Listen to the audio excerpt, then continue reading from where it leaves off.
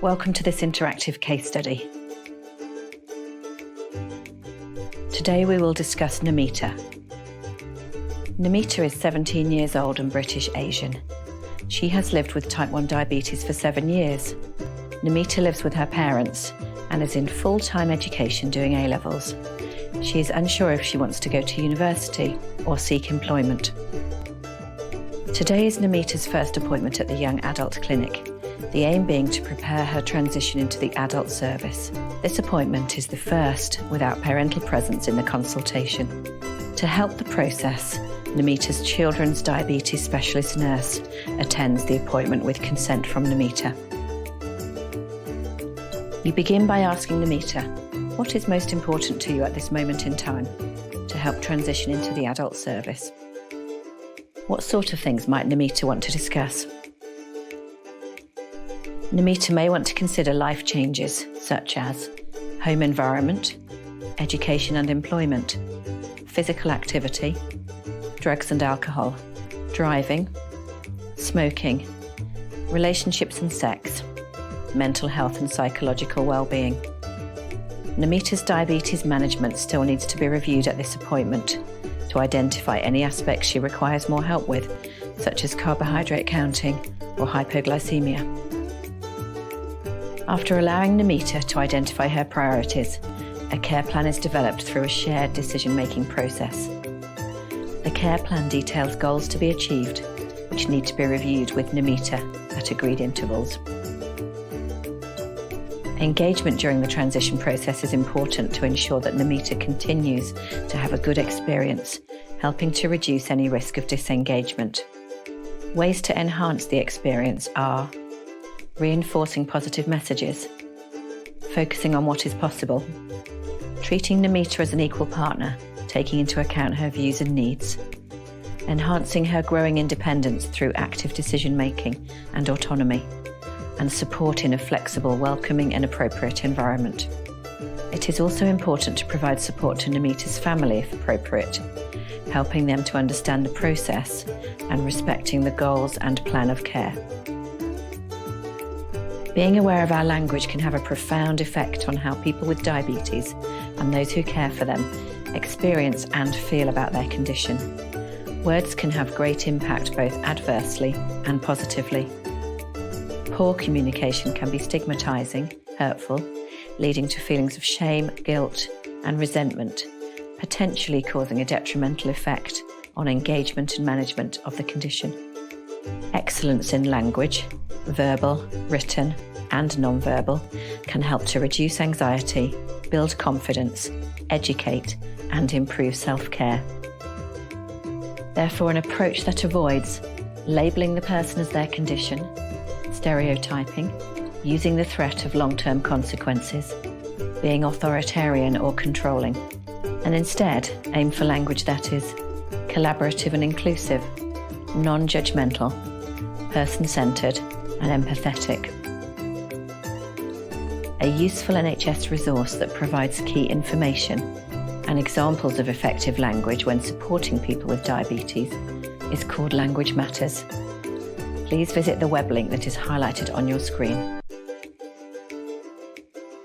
In summary, effective support for young adults moving into the adult service needs to identify what is most important to the individual, create goals to help improve self-management, regularly review progress with the individual, use effective language to enhance the patient experience. Thank you. Welcome to this presentation, which explores the care required for young adults with diabetes during transition of services. This presentation will discuss the following.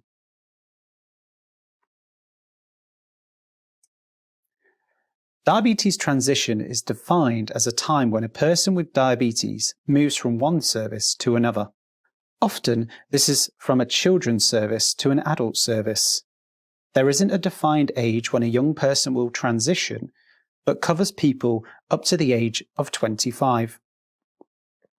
It should occur at the individual's own pace and is also dependent upon extrinsic factors such as where the individual lives, their local services, and whether the healthcare team feels that they are ready. Early preparation is key to ensure of a smooth transition and not of a sudden change. To help, some hospitals have transition clinics for young people aged between 18 to 25.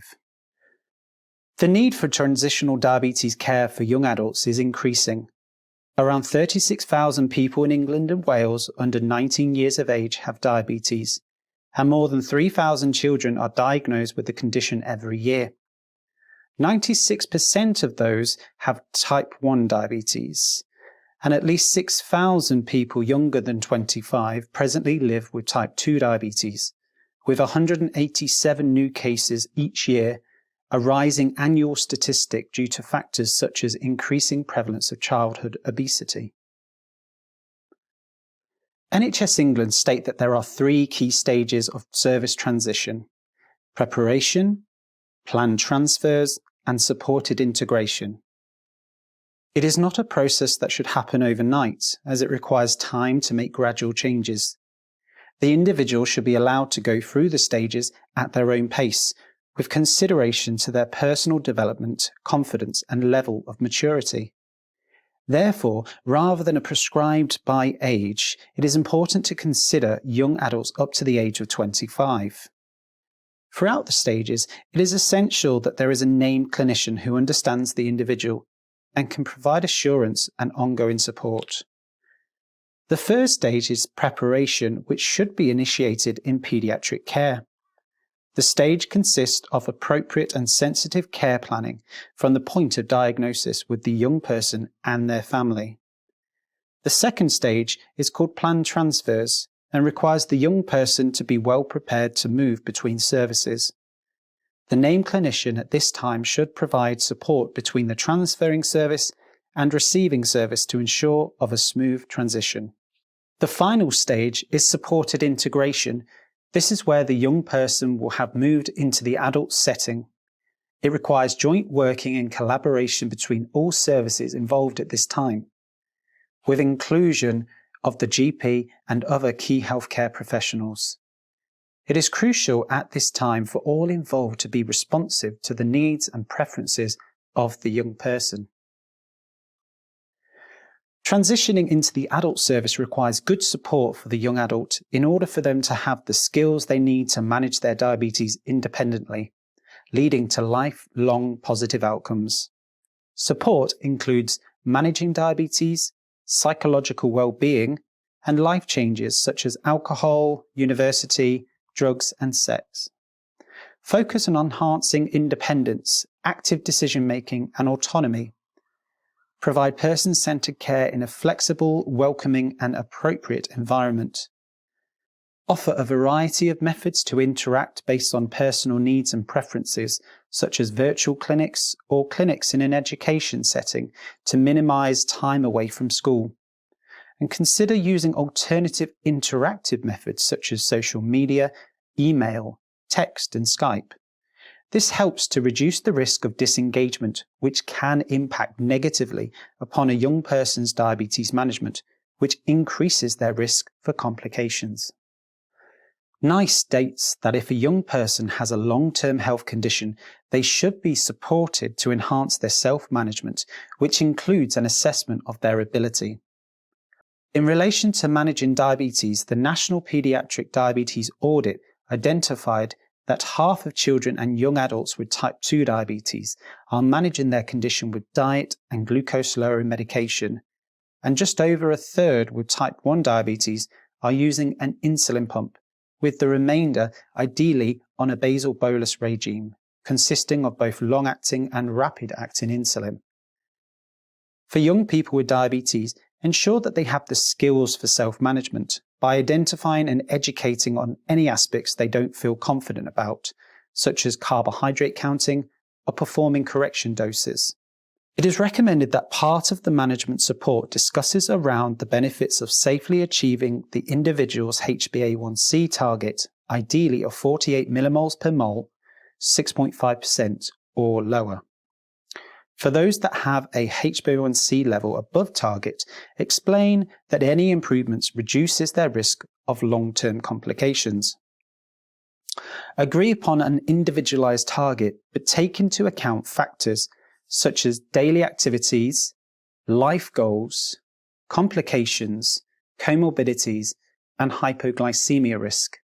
Also, be aware of the possible negative psychological impact of setting targets that may be difficult to achieve.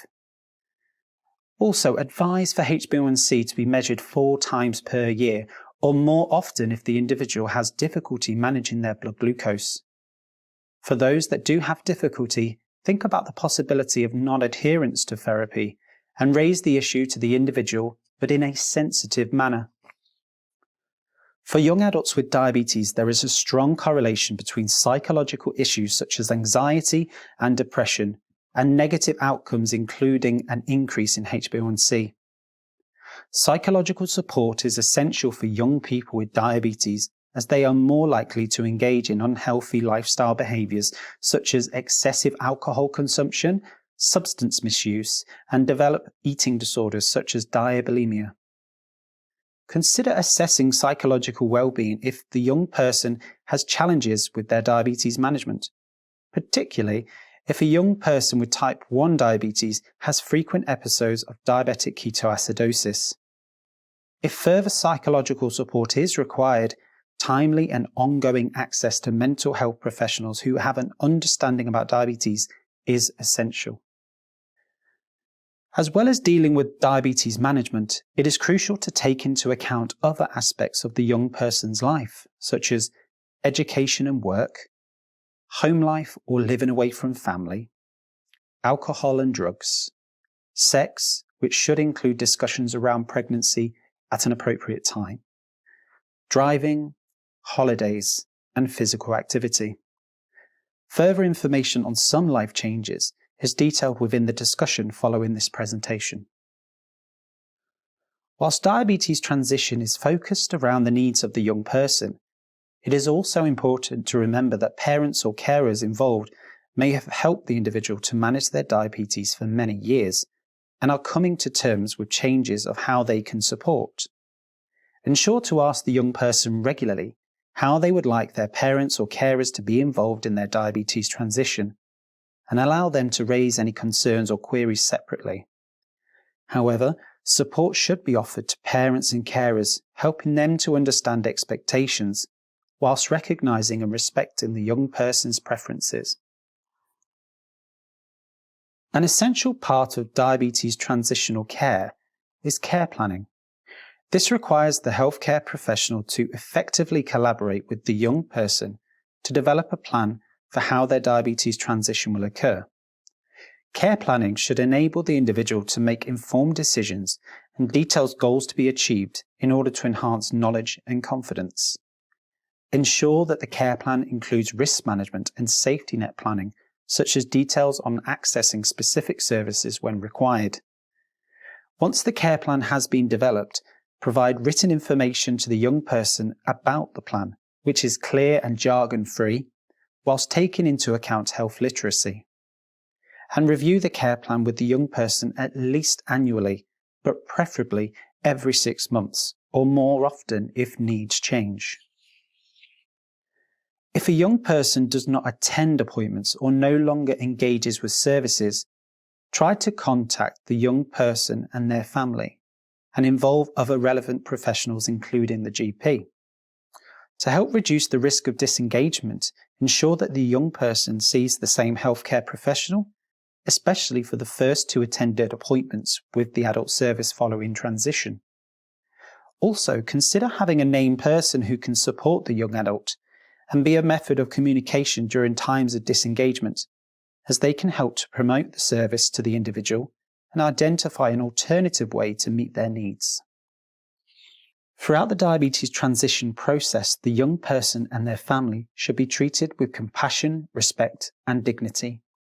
To help, it is crucial to be aware of language, which can have a profound effect on how people with diabetes and those who care for them experience and feel about the condition. Good use of language, whether verbal, written, or non-verbal, such as body language, can help to lower anxiety, build confidence, educate, and improve self-care. Poor use of language, however, can be stigmatizing hurtful, leading to feelings of shame, guilt, resentment, potentially causing a detrimental effect on engagement and management of the condition. Therefore, our approach needs to be collaborative and inclusive, non-judgmental and person-centred, whilst consciously being aware to avoid labelling the person as their condition, stereotyping, using the threat of long-term consequences, scolding, or being authoritarian or controlling. A useful resource which provides key information and examples of effective language when supporting people with diabetes is from the NHS, called Language Matters. For more information, please visit www.languagemattersdiabetes.com. To summarise, it is essential to provide support during diabetes transition, which consists of the following. Focus on what is positive and possible. Use a person-centred approach.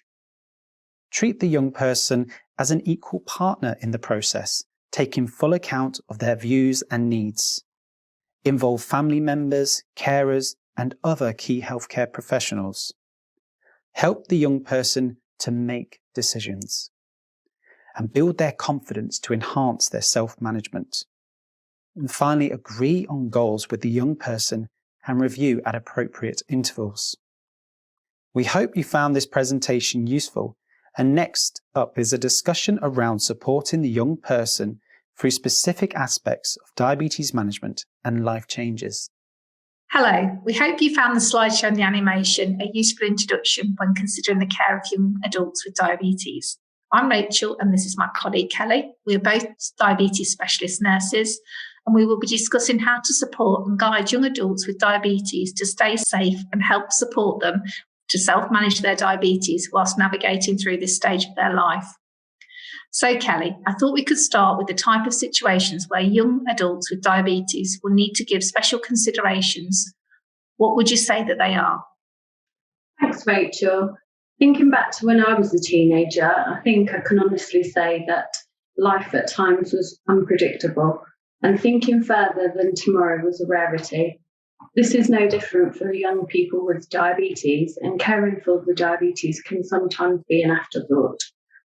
Proactive thinking and planning is an important skill to manage the diabetes around food, exercise and lifestyle.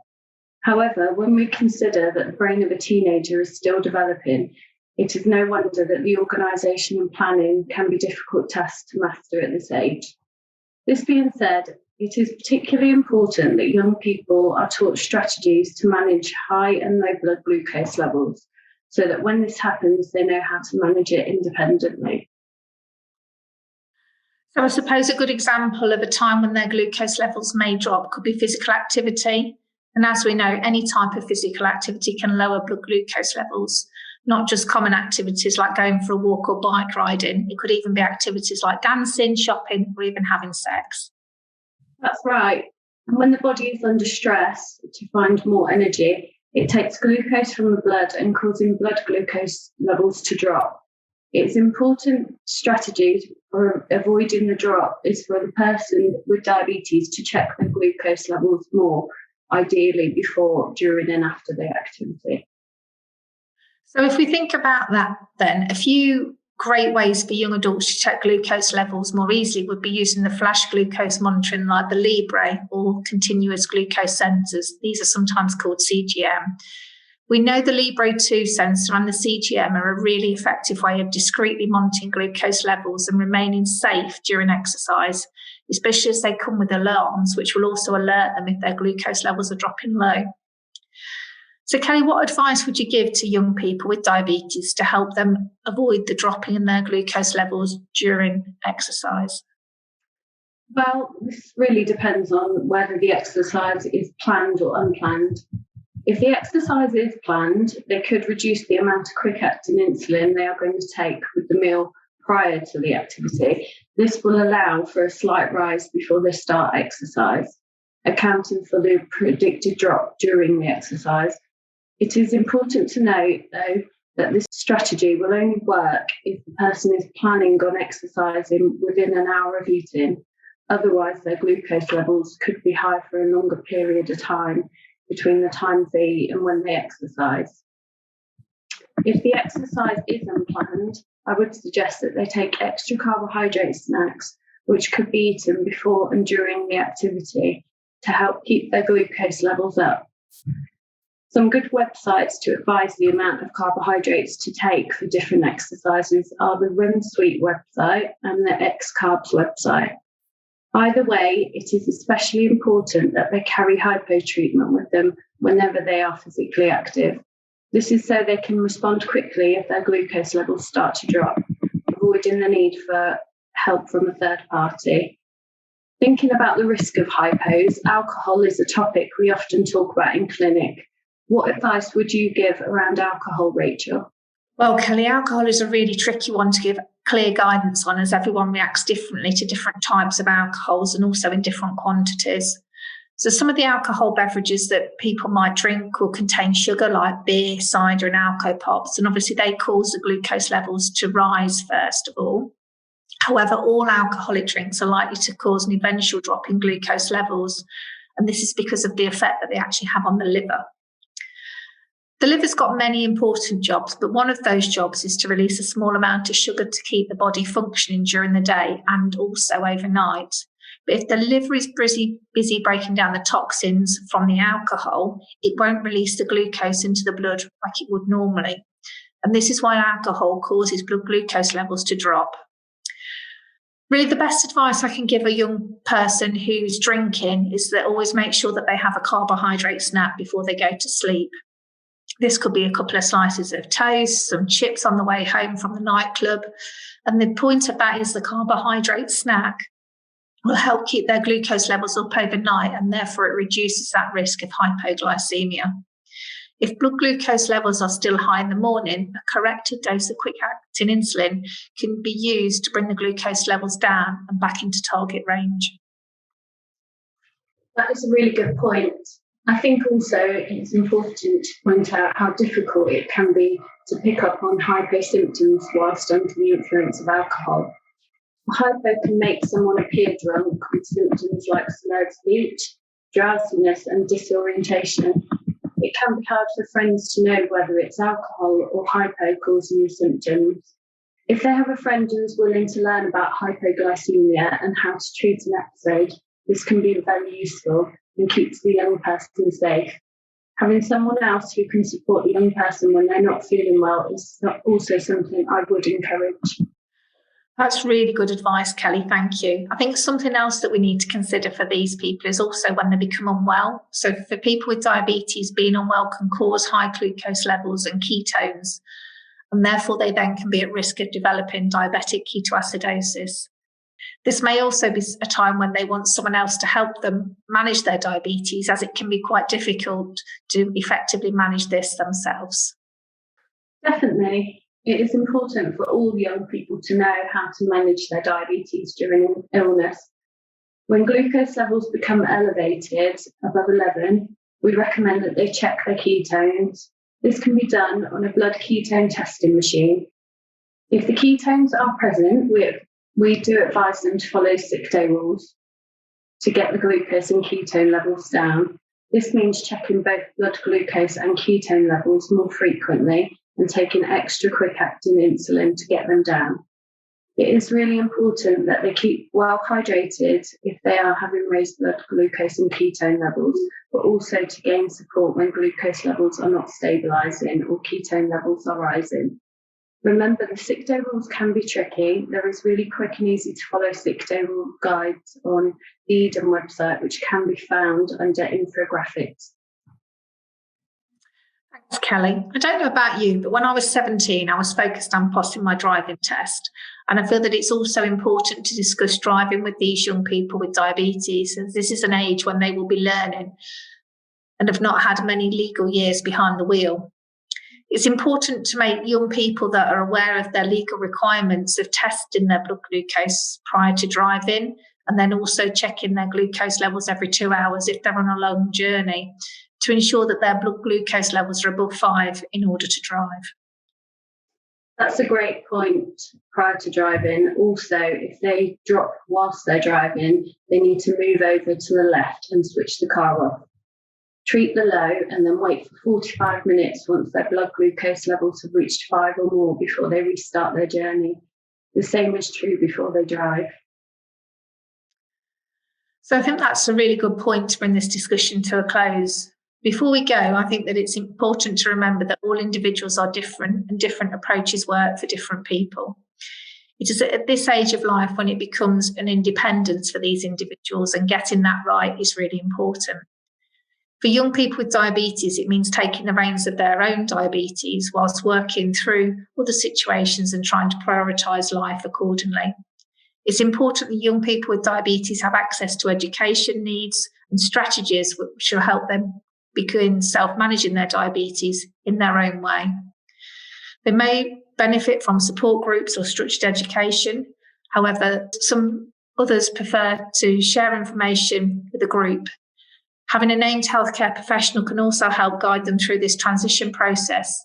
It will certainly help have a key focus of who they can go to should they need advice. Thank you everyone for watching. We hope this has been useful. Goodbye. Thank you.